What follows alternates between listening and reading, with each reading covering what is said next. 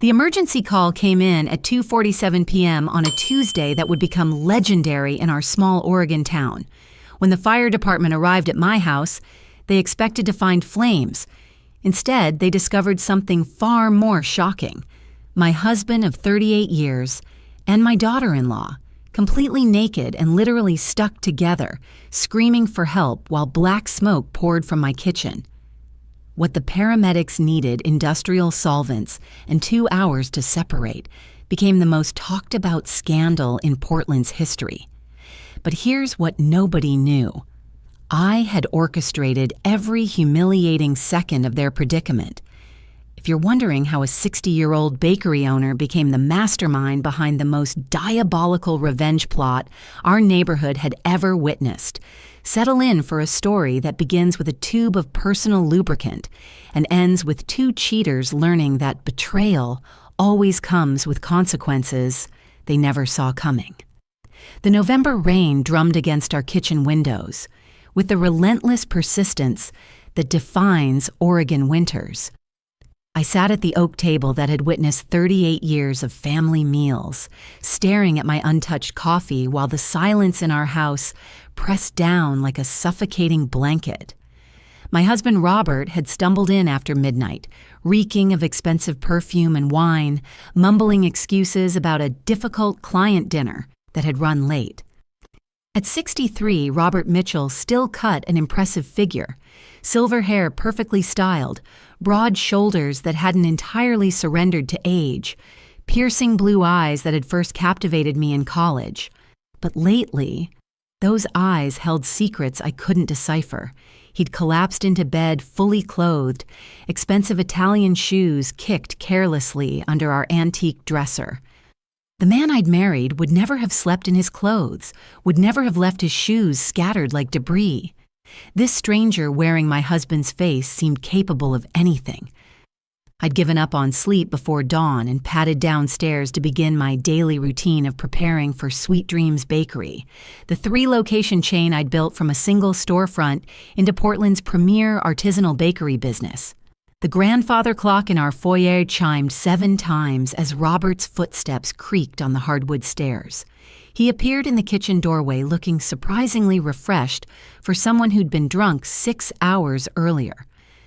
"Morning, sweetheart," he said, his voice carrying that practiced warmth that had once felt genuine but now sounded rehearsed. "Sorry about last night. Peterson's a demanding client. Wanted to celebrate closing the Morrison development deal." I nodded, mechanically spooning scrambled eggs onto his plate while studying his face for tells. How did the meeting go? Brilliantly. Absolutely brilliantly. His enthusiasm seemed forced, like he was trying to convince himself. Should bring in substantial commission for the firm. Robert worked in commercial real estate development, specializing in retail properties and mixed-use projects, or at least that's what I'd believed for 38 years of marriage. He ate quickly, checking his phone between bites with the nervous energy of a man late for something important. The device buzzed constantly, each notification causing him to glance at the screen with barely concealed excitement. "Busy day ahead?" I asked, refilling his coffee cup. "Afraid so. Might be late again tonight. Big presentation for the Henderson project." He stood abruptly, straightening his burgundy tie. "You know how these developers are. Everything's urgent." I knew how developers were because I'd been married to one for nearly 4 decades. But Robert's recent urgent presentations and demanding clients were occurring with suspicious frequency, always in the evenings, always requiring him to dress better than usual, always leaving him smelling like another woman's perfume. He kissed my cheek with the brief distraction of a man whose mind was elsewhere, grabbed his keys, and headed for the garage. Through the window, I watched him back his black Lexus out of our driveway with characteristic precision. After he disappeared into Portland traffic, I finished breakfast alone, then gathered the morning's delivery orders from my bakeries. Sweet Dreams had grown from my grandmother's recipes and a small business loan into a thriving enterprise that employed 32 people across 3 locations in southeast Portland. As I loaded fresh sourdough into my delivery van, my phone chimed with a text notification. Expecting an order update, I glanced at the screen and felt my world tilt off its axis. "Can't wait to feel you inside me again tonight, Daddy. Our secret is getting harder to keep." The message had come from Robert's phone. My hands trembled as I screenshot the text, survival instincts kicking in even as my emotional world crumbled. Daddy. The intimate endearment felt like acid burning through my chest. Who was calling my husband Daddy in such a sexually explicit context? I sat in my van for 20 minutes, rain pattering against the windshield while I stared at evidence of my husband's infidelity. 38 years of marriage, and it had come to accidentally receiving sexts meant for his lover. The workday passed in a mechanical blur. I delivered pastries to restaurants, reviewed inventory, supervised wedding cake preparations, all while the screenshot burned like a brand in my phone's memory. My employees noticed my distraction. Maria, my head baker, asked repeatedly if I was feeling well, but I deflected with vague references to fatigue. That evening, I sat in our living room pretending to read, while Robert performed his elaborate preparation ritual for another business meeting. He showered longer than usual, applied cologne with romantic care, and selected his clothes with uncharacteristic vanity. "Don't wait up," he called from the foyer. "This Peterson situation might run until midnight." "Drive safely," I replied, my voice steady despite the rage building like storm pressure in my chest. After his taillights disappeared into November darkness, I retrieved his iPad from the home office. Robert had always been careless about password security, using our anniversary date for everything. The device unlocked immediately. I found treasure troves of deception in his recently deleted messages. Dozens of conversations with someone listed simply as S painted a picture that made my stomach lurch. Robert: "Missing you already, princess. Hate that we have to hide. So, I know, Daddy, but it makes our time together more exciting." Robert: "You're right. Still wish Catherine wasn't getting so suspicious." S: "Don't worry about the old bitch. Soon we'll have everything we want." The old bitch. The casual cruelty hit me like a slap. But worse was the ominous reference to everything we want. What did they want? I scrolled through weeks of messages, finding references to our plan, the paperwork, and in making sure the transfer goes smoothly. This wasn't just an affair. They were plotting something involving my business assets. In Robert's email, I discovered a folder labeled Property Consultations, containing documents about Sweet Dreams Bakery, business valuations, property assessments, legal papers I'd never seen. Someone had been researching my company's worth with forensic thoroughness. My blood turned to ice as I photographed each document. Robert and his mysterious S weren't just betraying my marriage. They were scheming to steal my life's work. But who was S? The messages provided intimacy without identification, endearments without names. Then I found the smoking gun in Robert's photo gallery, hidden in a folder marked Business Contacts. Intimate photographs, most showing partial faces or bodies artfully concealed. But one image made me gasp aloud. Sophia, my daughter-in-law. My son David's wife of 6 years. In the photograph, Sophia reclined on hotel bedsheets wearing nothing but Robert's dress shirt, her dark hair spread across white pillows. She gazed at the camera with the satisfied smile of a woman thoroughly pleased with herself and her circumstances. I stared until my eyes burned, trying to reconcile this sultry stranger with the quiet, reserved woman who'd sat at our family dinner table every Sunday for 6 years. Sophia, who claimed frequent headaches and stomach problems to avoid family gatherings. Sophia, who'd been emotionally withdrawing from David for months, citing work stress at her law firm, the same law firm that handled Robert's business contracts. I copied everything, messages, photos, documents, to a secure cloud account, then carefully deleted traces of my digital investigation before returning the iPad to Robert's desk exactly as I'd found it. Back in our bedroom, I lay in darkness listening for Robert's return. He slipped in just after 2 a.m., moving through our house with exaggerated quiet. I heard him brush his teeth, gargle mouthwash, and ease into bed beside me. "How was your meeting?" I whispered. "Productive," he murmured against his pillow. "Very productive." He fell asleep within minutes, breathing deep and untroubled. I lay beside him until dawn, staring at the ceiling and planning my investigation. The next morning brought typical Oregon winter weather, gray skies threatening rain and bone-deep chill that seemed to penetrate everything. I went through breakfast preparations mechanically, every gesture a performance in the theater of unsuspecting wife.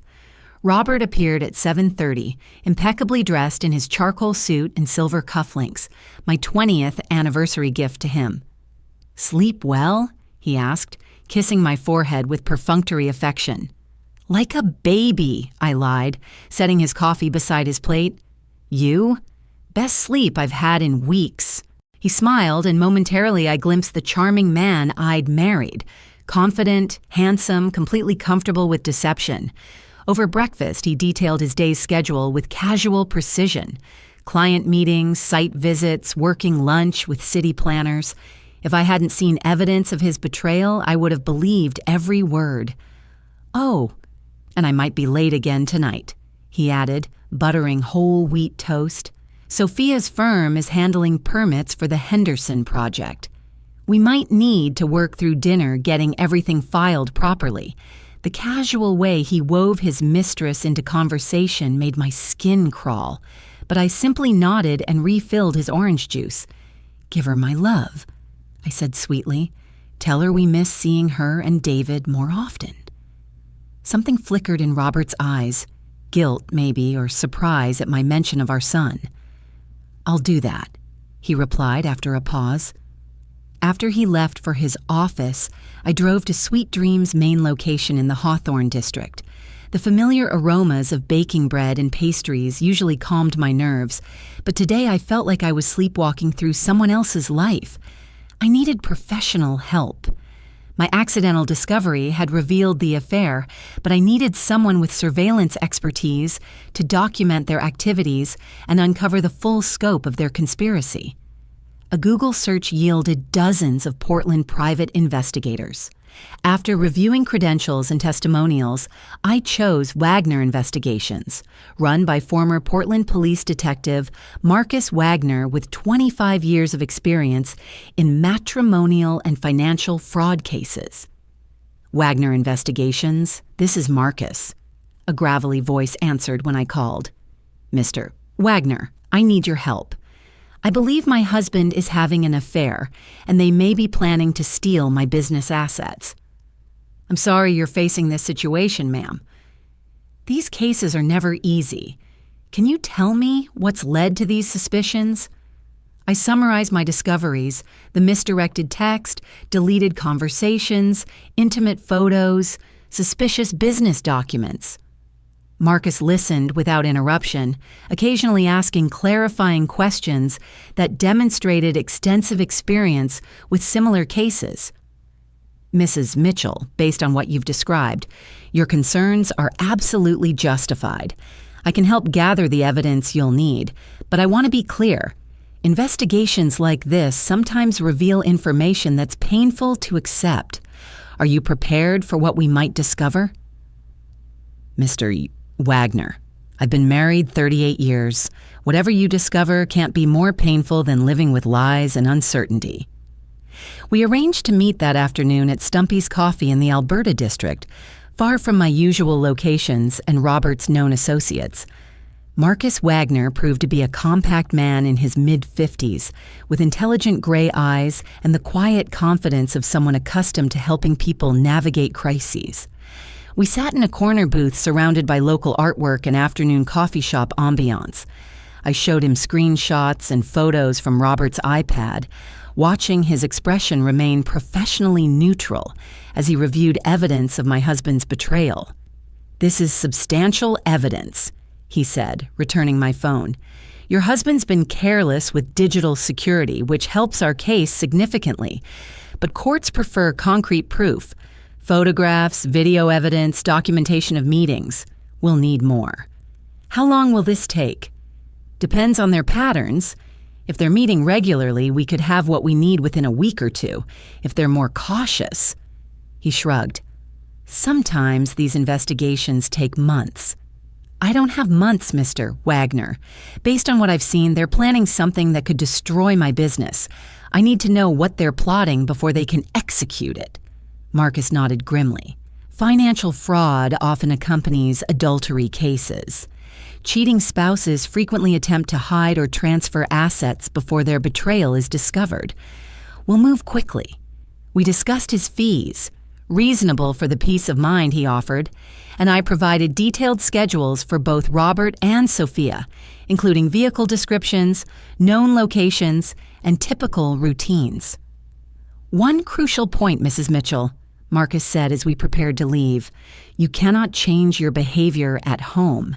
Your husband cannot suspect he's being watched. Can you continue acting like the unsuspecting wife?" I thought about 38 years of marriage, countless performances for the sake of keeping peace. "Yes," I said, "I can do that." The following days established a surreal rhythm. I managed my bakeries, attended Chamber of Commerce meetings, had lunch with my sister visiting from Seattle. Meanwhile, Marcus Wagner followed my husband through his elaborate deceptions, documenting every secret meeting, intimate dinner, and hotel rendezvous. The first surveillance report arrived Friday morning via encrypted email. Marcus had included a dozen telephoto photographs, Robert and Sophia entering the Heathman Hotel downtown, sharing intimate touches in the lobby, disappearing into elevators together. Images were date-stamped and GPS tagged for legal admissibility, but the accompanying narrative chilled my blood.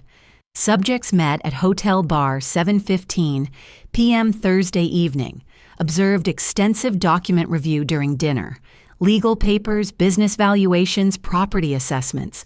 Conversation appeared serious and business-focused rather than purely romantic. Recommend continuing surveillance to determine nature of their business relationship. They weren't just having an affair, they were conducting business transactions. My worst fears were materializing. The weekend brought David and Sophia to our house for Sunday dinner, a family tradition I'd maintained despite everyone's increasingly busy schedules.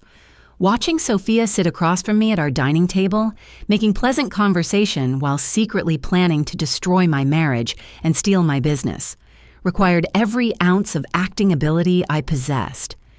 "You look tired, Mom," David observed as I served pot roast with my grandmother's recipe.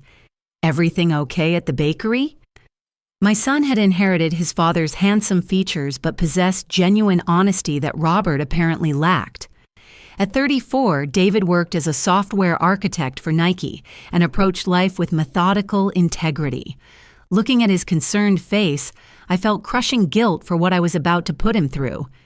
"Just busy season," I replied, avoiding eye contact with Sophia. "We're expanding our catering services." "That's wonderful, Catherine," Sophia said, her voice warm with false enthusiasm. "You've built such an impressive business empire. It must be worth quite a fortune by now." The comment hung in the air like a threat.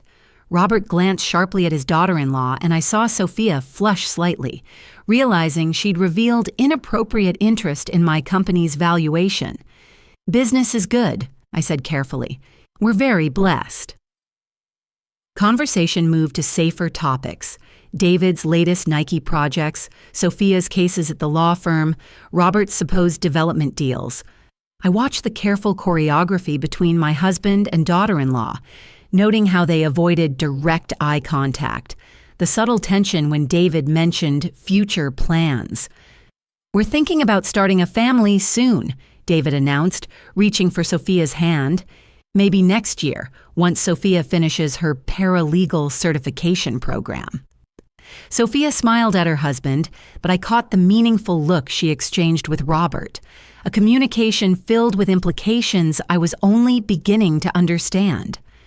"That's wonderful news," Robert said, his voice carefully neutral. "Children are such tremendous blessings." After David and Sophia left, Robert helped clear dishes with unusual attentiveness. "Excellent dinner, as always," he said, loading glasses into the dishwasher. Sophia seemed distracted tonight. Probably work stress. "Probably," I agreed, wondering how he could stand there making casual conversation about his mistress while wearing the gold wedding band I'd placed on his finger 38 years ago. That night, Marcus Wagner called with updates that confirmed my darkest suspicions. "Mrs. Mitchell, I followed them to Multnomah Athletic Club Thursday after their hotel meeting. They spent 2 hours with a man I've identified as James Morrison, not a development client, but a forensic accountant specializing in business acquisitions and hostile takeovers." My heart sank into my stomach. What does that mean exactly? It means they're not planning a simple affair. They're planning a sophisticated theft. Morrison's firm helps clients identify and acquire valuable small businesses through various legal mechanisms. Your bakery chain is worth approximately $2.1 million, according to public records. If someone could gain legal control, they could force me out of my own company. Exactly. "Mrs. Mitchell, I strongly recommend contacting a divorce attorney immediately. Don't wait for additional evidence. Protect your assets now." I thanked Marcus and hung up, then sat in my dark kitchen staring out at November rain. 38 years of marriage, and it had come to this. My husband and daughter-in-law plotting to steal everything I'd built with my own hands. But they'd made one crucial miscalculation. They'd underestimated Catherine Mitchell. Monday morning brought news that changed everything. Sarah Goldman, the attorney who'd handled my business incorporation, called with urgent information after I'd forwarded Marcus's evidence. "Catherine, this is one of the most sophisticated marital fraud schemes I've encountered. They're not just planning adultery, they're planning grand larceny through legal manipulation." "What exactly are they planning?" Sarah's explanation chilled me to the bone. "Based on this evidence, here's their likely strategy. Robert will claim business difficulties require immediate restructuring of Sweet Dream's ownership structure. He'll convince you to sign papers transferring bakery assets to a holding company, supposedly for tax advantages or liability protection. Once that transfer is complete, the holding company, which they secretly control, sells the assets to Morrison's acquisition firm. You're left with worthless shares in an empty shell corporation while they disappear with $2 million. Is that legal?" "Technically, yes, if they can convince you to sign voluntarily. That's why they've maintained the appearance of a normal marriage. Robert can't force you to sign anything, but if he persuades you, it's in your best financial interest." He almost succeeded, I admitted, remembering his recent comments about complex legal documents requiring my signature. "Last week, he mentioned paperwork that needed my attention." "Thank God you discovered this when you did." Sarah leaned forward urgently. "Catherine, we need to act immediately. I'm filing for legal separation today and requesting restraining orders, preventing Robert from accessing your business accounts. We'll also change all passwords, security codes, anything that could give him access to Sweet Dream's financial systems." That afternoon, while legal protection was being arranged, I sat in my office at the main bakery location, staring at the ovens where I'd perfected my grandmother's recipes 30 years ago. I'd built Sweet Dreams through countless early mornings, burned fingers, failed experiments, and small triumphs. Robert had never once worked in these kitchens, never dealt with difficult suppliers or demanding customers, never risked his own capital on new locations. Yet he and Sophia planned to steal it all while framing me for imaginary crimes. But I had advantages they didn't know about. I knew their plan. I had surveillance documentation of their conspiracy. And I had something else. Intimate knowledge of their relationship patterns from Marcus's investigation. Most importantly, I had access to Robert's car. That evening, Robert came home carrying a manila folder thick with legal documents. He kissed my cheek with practiced affection, then set the folder on our kitchen counter. "Sorry I'm late, darling," he said. "Morrison's project is getting complex. We need to restructure some business arrangements to protect against potential liability issues." "What kind of liability?"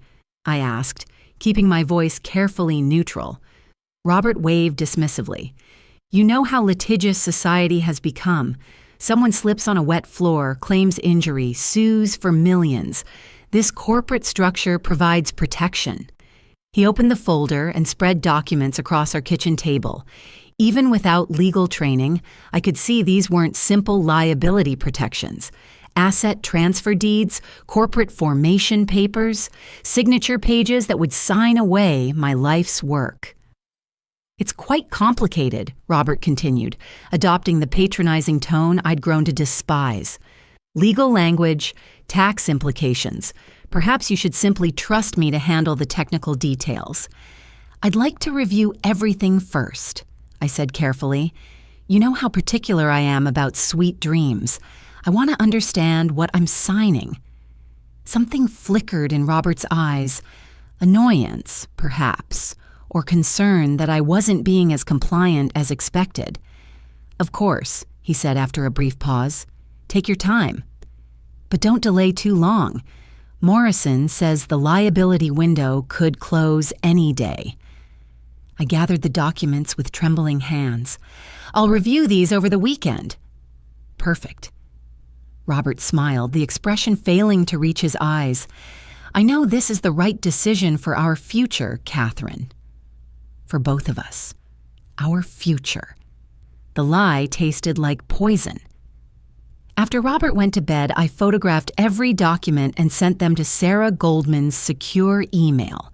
Then I sat at our kitchen table until dawn, reading legal language designed to make me homeless and penniless while enriching the two people who'd betrayed me most completely.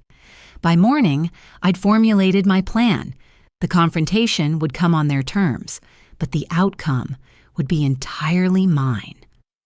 Over the weekend, I made careful preparations. Marcus had documented their pattern. Robert and Sophia met every Tuesday evening when David worked late at Nike.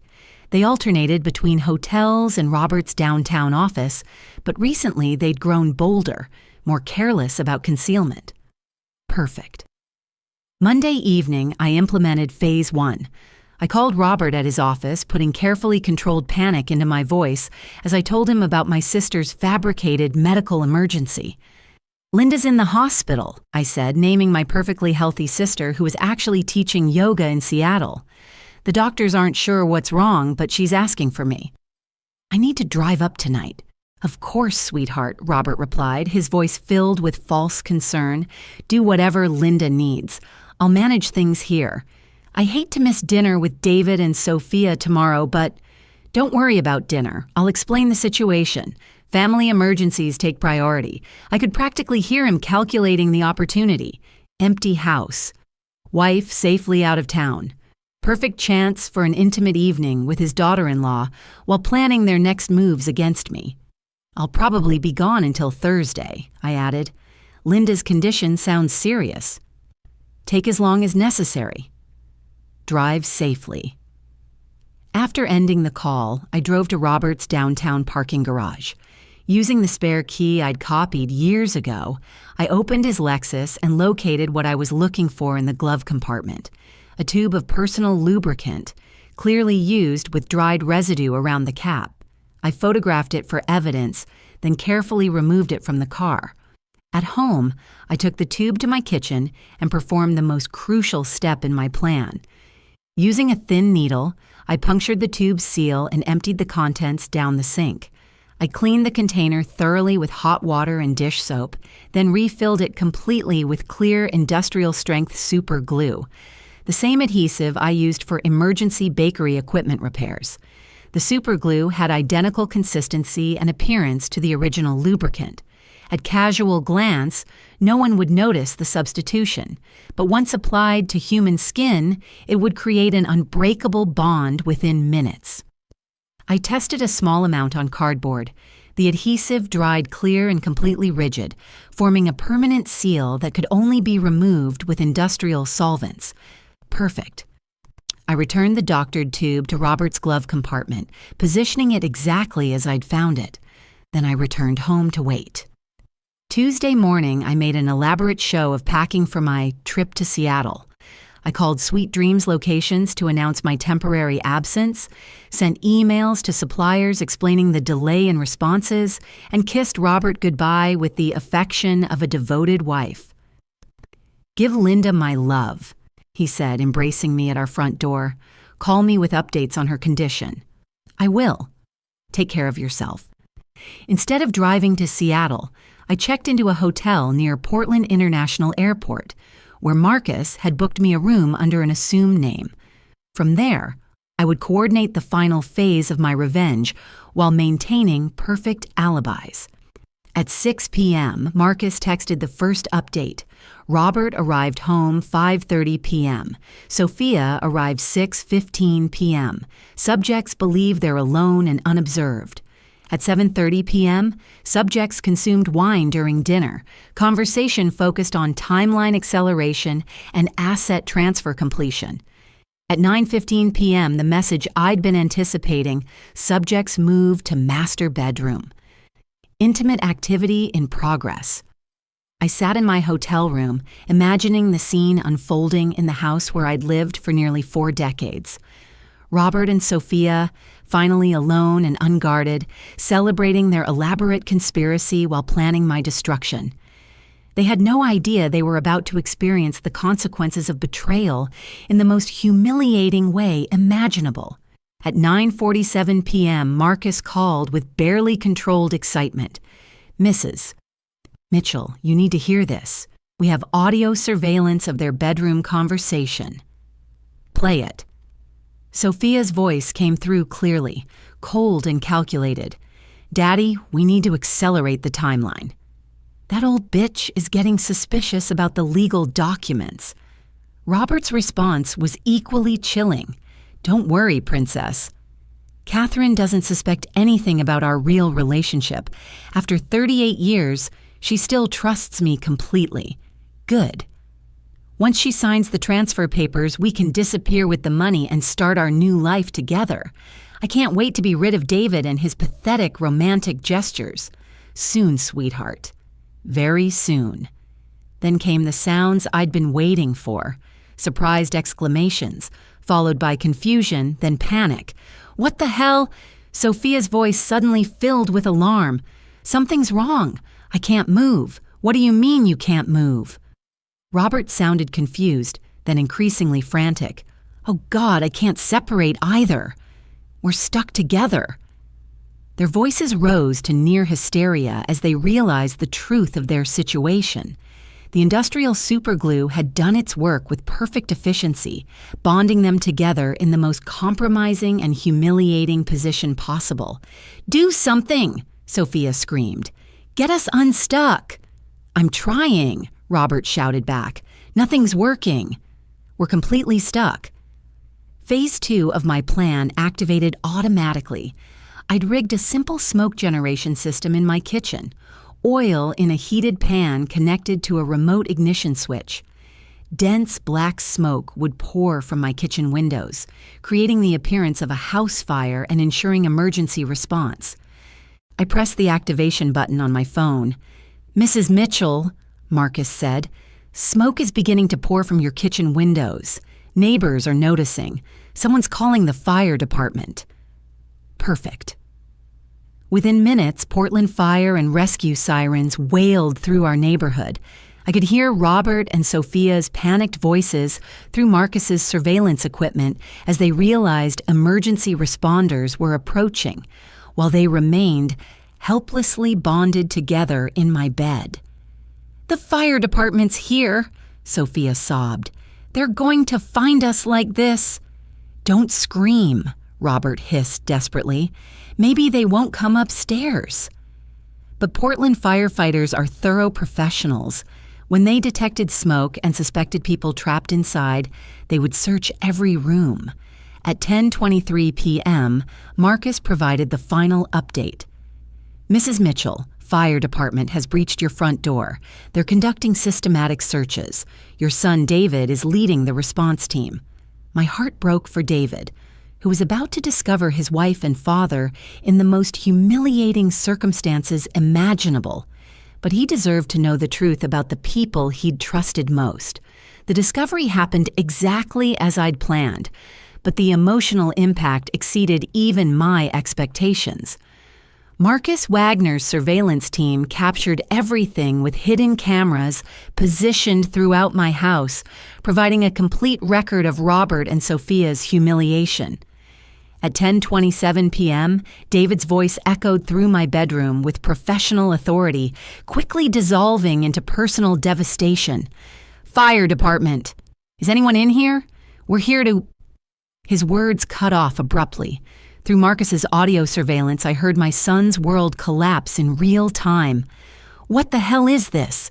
David's voice cracked with disbelief and rising anger. "Dad? Sophia? What are you doing?" Robert attempted damage control despite their compromising position. "David, this isn't what it looks like. We can explain." "Explain what?" David's voice reached a pitch I'd never heard before. "Explain why you're naked and stuck together in my mother's bed while she's supposedly visiting Aunt Linda in the hospital." Sophia sobbed hysterically. "David, please. This was an accident. You were just what?" My son's rage was building like a storm. "Just betraying my mother. Just destroying our family? Just planning whatever sick scheme you've been working on for months?" The fire department's systematic professionalism took over. Despite the personal drama, David ordered his team to treat this as a medical emergency, requiring hazardous material response. Chief Mitchell, one of his firefighters, called out, "We're going to need industrial solvents and medical personnel. They appear to be bonded by some kind of adhesive." "Industrial adhesive?" David's voice carried deadly calm. "How does someone accidentally get bonded by industrial adhesive while having an affair?" Neither Robert nor Sophia could answer that question. Portland fire and rescue protocols require documentation of unusual emergency calls. Within an hour, photographs and incident reports would be filed with city authorities. By morning, the story would spread through Portland's emergency services community like wildfire. Marcus provided real-time updates as paramedics worked to separate Robert and Sophia using medical-grade solvents and specialized equipment. The process took nearly 2 hours and required both subjects to be transported to Oregon Health and Science University Hospital for treatment. "Mrs. Mitchell," Marcus called at 12:45 a.m. "They've been separated and transported to OHSU. Both subjects required skin grafts where the adhesive bond was strongest. They're facing several days of hospitalization. And David, your son remained at the scene until cleanup was complete. He's struggling with what he discovered.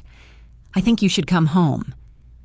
I drove back from my hotel through Portland's empty midnight streets, my mind churning with mixed emotions. Justice had been served with surgical precision, but at the cost of devastating my son's marriage and shattering his trust in the two people he'd loved most. David was sitting on our front porch when I arrived, still wearing his fire chief uniform, staring into the darkness with empty eyes. "Mom," he said without looking up, "tell me you didn't know." I sat beside him on the porch swing where he'd told me about his engagement to Sophia 6 years earlier. I discovered their affair a week ago, the business conspiracy 3 days ago. Business conspiracy? I showed him copies of the legal documents Robert had wanted me to sign, explained the plot to steal Sweet Dreams Bakery, and summarized Marcus Wagner's investigation findings. David listened in silence, his expression cycling through disbelief, rage, and heartbreak. "So this wasn't just about sex," he said finally. "They were planning to destroy our family and steal everything you've built." "Yes." "And the super glue?" I replaced the lubricant in your father's car with industrial adhesive. I knew they would use it during their next encounter. David actually smiled. The first genuine expression I'd seen from him all evening. Mom, that's the most diabolical revenge plot I've ever heard. They got exactly what they deserved. I'm sorry you had to see it, honey. I'm sorry you had to learn about Sophia and your father that way. Better to learn the truth than live with their lies. David put his arm around my shoulders. I'm proud of you for fighting back instead of just accepting their betrayal. The next morning brought a media circus that exceeded my wildest expectations.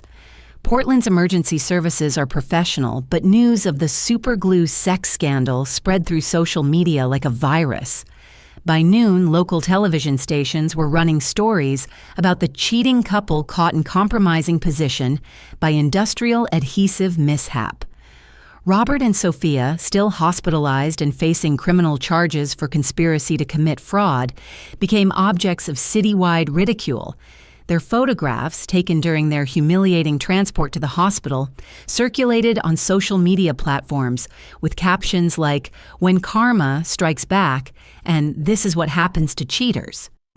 More importantly, their professional reputations were destroyed. Robert's real estate firm immediately terminated his employment to avoid association with the scandal. Sophia's law firm launched an ethics investigation that would likely result in her disbarment. The legal proceedings moved swiftly. Sarah Goldman had compiled overwhelming evidence of their conspiracy to commit fraud, while Marcus Wagner's surveillance documentation provided proof of their adultery and criminal planning. "Catherine," Sarah called the day after the arrests. "The district attorney is very interested in this case. They're considering RICO charges against both Robert and Sophia for conspiracy to commit fraud through a pattern of deception." What does that mean exactly? It means they could face federal prison time. RICO laws were designed to prosecute organized crime, but they apply to any conspiracy involving multiple people planning to commit fraud across state lines. If convicted, they're looking at 10 to 20 years each. The irony wasn't lost on me. Robert and Sophia had been so confident in their sophisticated scheme that they documented their own criminal conspiracy through text messages, emails, and recorded conversations. 2 weeks after the superglue incident, as Portland media had dubbed it, I finally felt ready to return to my house. The crime scene tape had been removed, the evidence collected, but emotional contamination lingered in every room where Robert and Sophia had planned my destruction. I hired contractors to renovate completely. New flooring, fresh paint, updated furniture. The master bedroom where they'd been caught was converted into a home office for Sweet Dreams expanding operations. The kitchen where they'd shared conspiracy dinners became a test space for new recipes.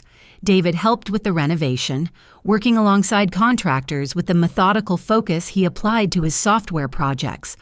We didn't talk much about what had happened, the wounds were still too fresh, but working together to rebuild my home created a new foundation for our relationship. "Mom," he said one evening as we painted the living room, "I want you to know something.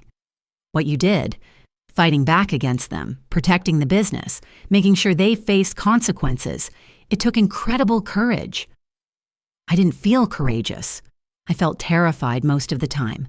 That's what made it courageous. You were scared, but you did what needed to be done anyway. The trial began 6 months later. Federal prosecutors had built an overwhelming case against Robert and Sophia, including evidence recovered from their electronic devices, financial records, and surveillance documentation.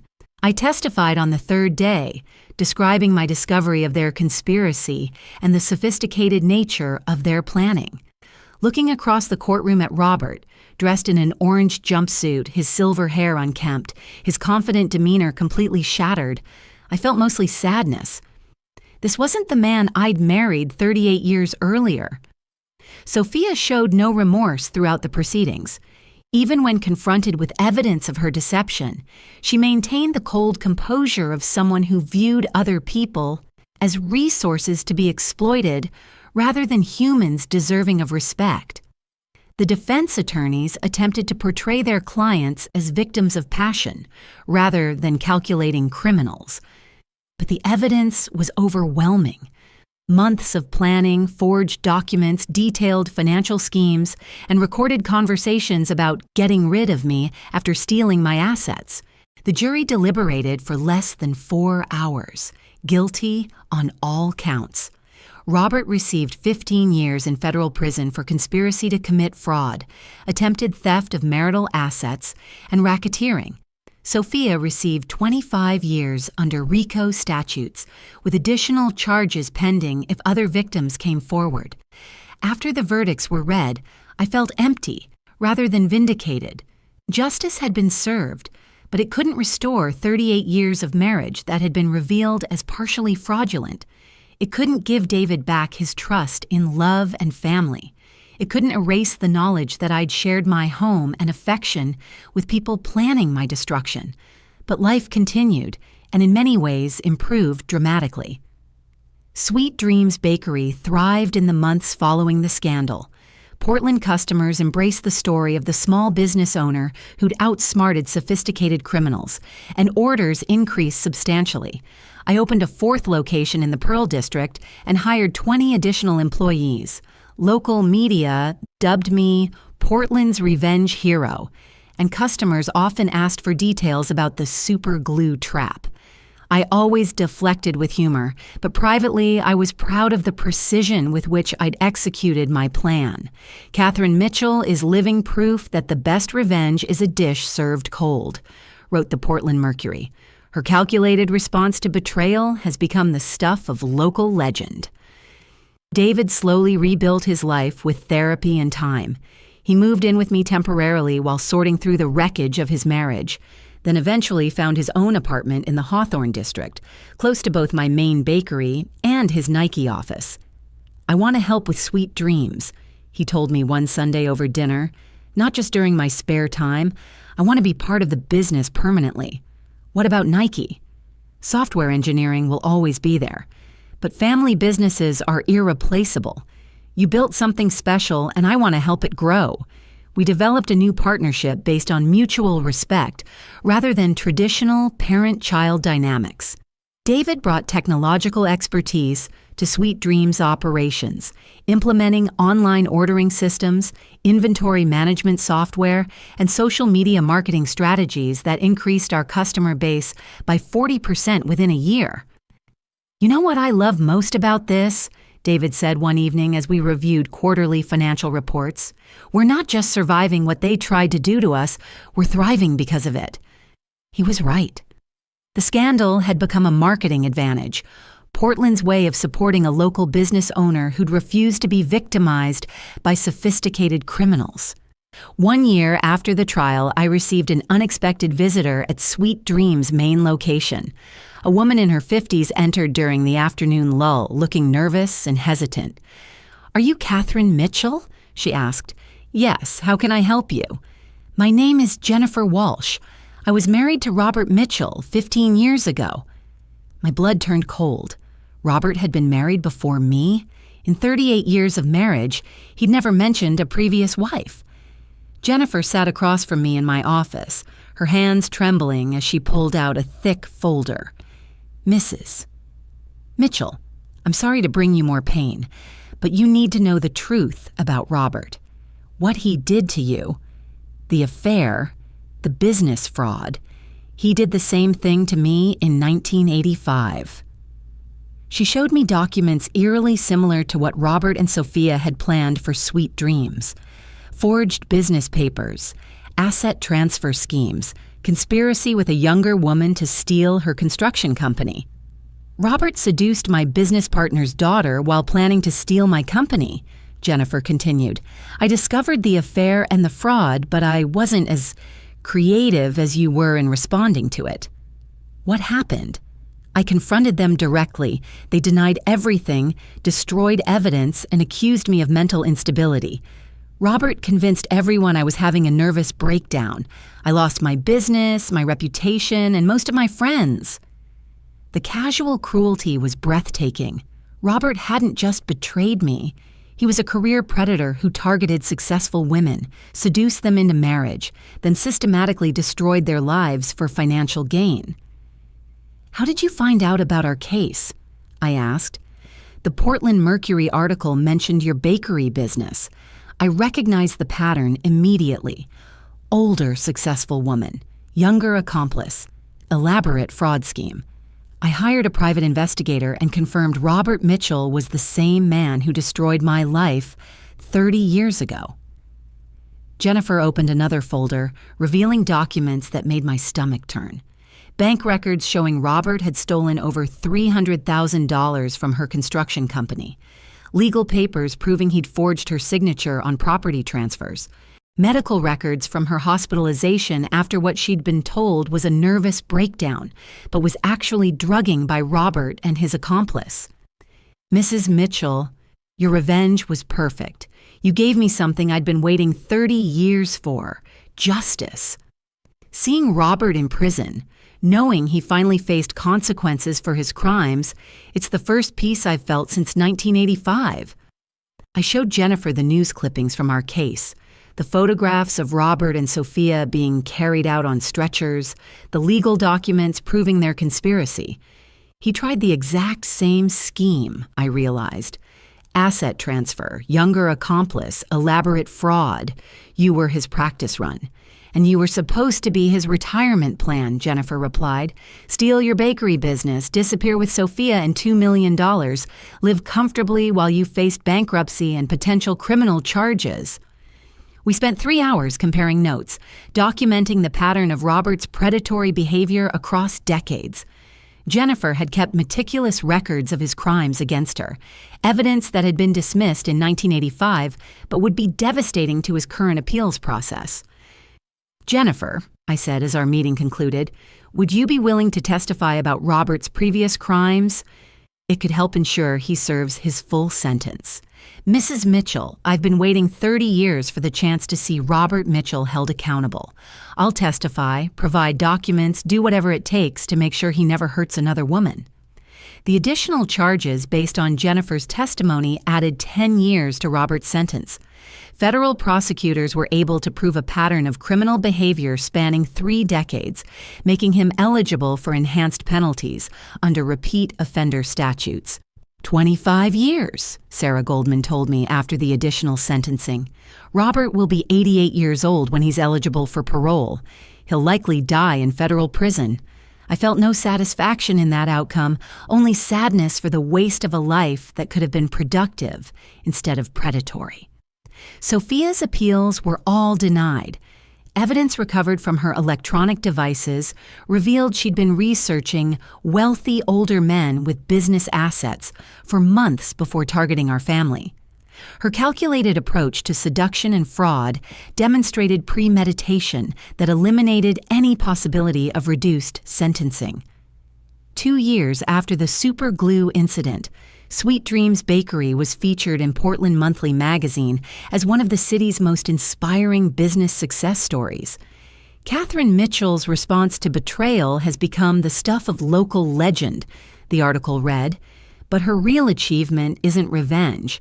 It's building a business empire that employs 60 people and has become an integral part of Portland's culinary landscape. The article was accompanied by photographs of our 5 locations, profiles of employees whose lives had been changed by working at Sweet Dreams, and testimonials from customers who'd become friends over years of morning coffee and pastry rituals. Mrs. Mitchell didn't just survive betrayal, the magazine concluded. She transformed it into triumph. David was featured prominently in the article, described as the technology architect behind Sweet Dreams' digital transformation. His innovative online ordering system had been adopted by bakeries throughout the Pacific Northwest, generating consulting income that supplemented our retail operations. "Working with my mother has taught me that family businesses aren't just about profit," David was quoted as saying.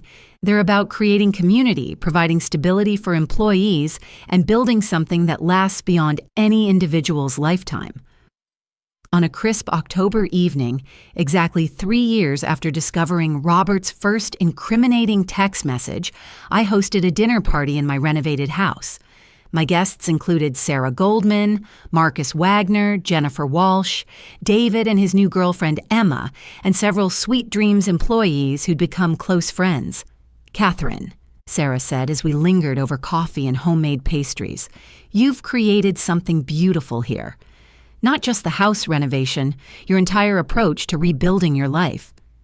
"I had help," I replied, looking around the table at people who'd supported me through the worst period of my life. "I couldn't have survived this alone."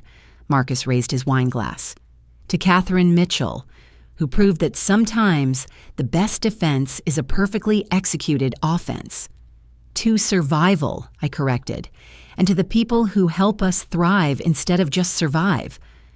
Jennifer spoke last. "To justice delayed but never denied, and to the woman who showed me that predators can be stopped if we're willing to fight back." Epilogue. New beginnings. 5 years have passed since that November evening when I discovered Robert's betrayal through a misdirected text message. Sweet Dreams Bakery now operates 7 locations throughout Portland and employs over 70 people.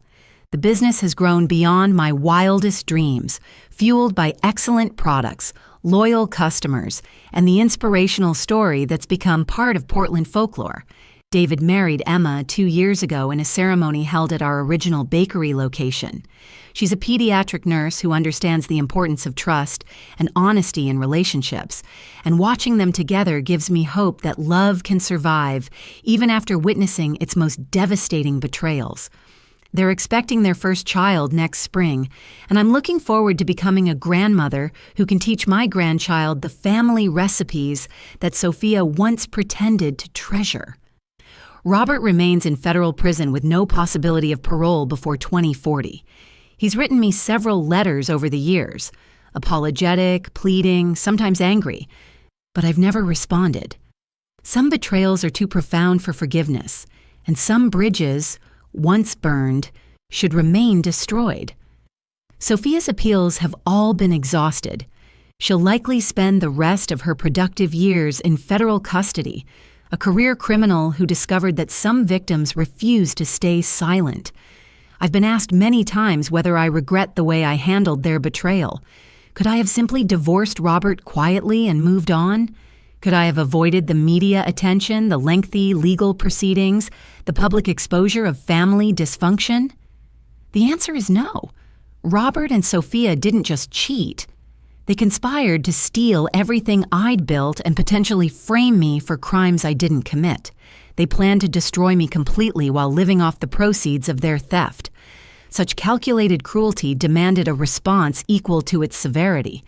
But mostly, I think about Jennifer Walsh, and who knows how many other victims Robert might have targeted over the decades. My willingness to fight back helped expose a career predator and prevented future victims from suffering similar fates. The super glue trap has become legendary in Portland. Local comedians reference it in their routines. True crime podcasts have featured our case as an example of perfectly executed civilian justice. A screenplay based on our story is reportedly in development, though I've declined to participate in the film adaptation. The superglue incident has entered Portland slang as a reference to elaborate revenge schemes. When someone gets their comeuppance through clever planning, locals say they've been Catherine Mitchelled. I take pride in that linguistic legacy. It represents something important. The idea that victims don't have to accept victimhood. That careful planning can overcome even sophisticated criminals, and that sometimes the most satisfying justice comes from letting predators destroy themselves through their own arrogance. On quiet evenings in my renovated house, I sometimes reflect on the lessons learned from 38 years of marriage to a man who turned out to be a stranger. Trust, once broken, may never fully heal. People are capable of compartmentalizing their cruelty in ways that seem impossible until you witness it firsthand. And sometimes the greatest act of strength is protecting those who come after us, even when it costs us everything we thought we wanted to preserve. But I also learned something more important. Resilience isn't a trait you're born with. It's a skill you develop through surviving experiences you never thought you could endure. Betrayal reveals who people really are beneath their masks, but it also reveals who you really are beneath yours. I discovered I was stronger, smarter, and more resourceful than I'd ever imagined. Last month, I received a letter from a woman in Denver whose husband had been planning a similar fraud scheme involving her restaurant business. She'd read about my case online, recognized the patterns, and was able to protect herself before the theft could be completed. Mrs. Mitchell, she wrote, your story gave me the courage to fight back instead of accepting victimhood. Thank you for showing that we don't have to let them win. That letter sits framed in my office at Sweet Dream's main location, a reminder that sometimes our worst experiences become the foundation for helping others avoid similar pain. The grandfather clock in my foyer still chimes every hour, but I no longer hear accusations in its rhythm. Instead, I hear time marching forward, away from betrayal and toward whatever comes next. At 65, I'm finally learning that the future doesn't have to be limited by the past, that new chapters can be written even after the worst plot twists imaginable. Robert and Sophia thought they were writing the ending to my story. Instead, they provided the dramatic transition between my first life and my second one, between the woman who trusted blindly and the woman who verifies everything, between the wife who served others and the entrepreneur who serves herself, between someone who feared being alone and someone who's discovered that independence can be a sanctuary rather than a punishment. If you're reading this story from a place of similar betrayal, know this: they can break your heart, they can steal your trust, they can attack your dreams, but they cannot destroy your spirit unless you let them. Sometimes, the best revenge isn't elaborate humiliation or legal retribution. Sometimes the best revenge is simply refusing to let them win. Sometimes the best revenge is building a life so much better than what they tried to destroy that their betrayal becomes the catalyst for your greatest triumph. And sometimes, just sometimes, the best revenge is a tube of industrial superglue applied at exactly the right moment, ensuring that cheaters get stuck with the consequences of their choices in the most literal way possible. The fire department arrived in 3 minutes flat that Tuesday afternoon, but by then everything had already changed. Not because of flames, but because justice had been served with surgical precision. Betrayers had been exposed with perfect timing, and a woman who'd been underestimated had proven that the best revenge is often the most creative revenge. Choose wisely. Choose courageously. Choose to survive and thrive despite those who wish you harm. And if you ever find yourself in a similar situation, remember, industrial superglue is available at any hardware store, and karma sometimes needs a little help to find its target. Choose to write your own ending. Thank you for reading Catherine's incredible story of betrayal, ingenuity, and ultimate triumph. If this tale of perfectly executed revenge kept you on the edge of your seat, please like this story and let me know in the comments what you thought of Catherine's brilliant superglue trap. Was her response justified, or did she go too far? What would you have done in her situation? Subscribe for more stories like this one. Tales of ordinary people who refuse to be victims when life deals them devastating betrayals. From cheating spouses to elaborate conspiracies, from sophisticated frauds to ingenious revenge plots, we explore the dark side of human nature and celebrate those brave enough to fight back with creativity and determination.